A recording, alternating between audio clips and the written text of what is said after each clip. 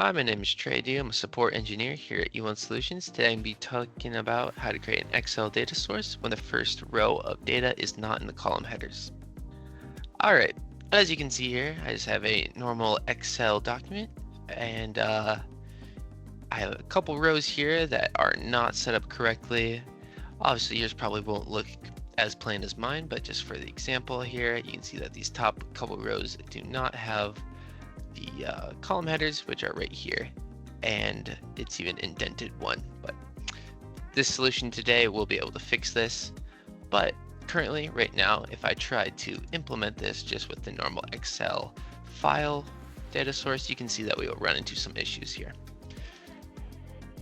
And then if I go ahead and find that workbook, I just called it test data. I'll select the sheet preview. You can see that it has F1 F0 through FA here, and it is indented one, so it would be really hard to actually implement the data as we would want it in Smart Connect. So there is a workaround for this using the ODBC connection, and I can show you how to set that up here now.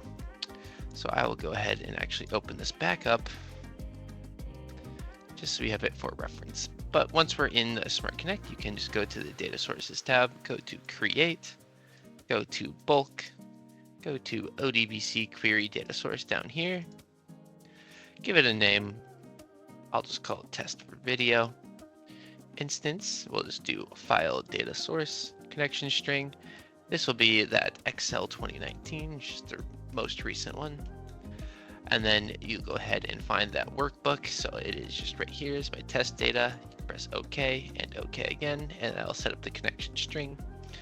Then we can do a simple little SQL select statement here. I'll do select star from, and then this is where the query comes in of how we're going to be actually reading just this part of the file. So once you get in here, I will set up a bracket, and then I will do sheet 1, and then I will do a $sign, and now I need to find where this actually starts, which looks like it's B and then 8.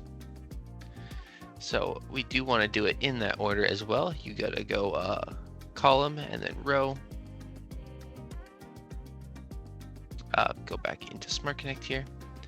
So it will be B and then 8 and then colon. I'll go back into there, and then we just want to grab the last one, which looks like it is K10. And then if I put that in here, K10, close the bracket, preview it, you can see it previews with those column headers, and the data actually looks correct in here. So that is a pretty simple way to actually use the Excel data source when it isn't formatted how you necessarily would want it to be.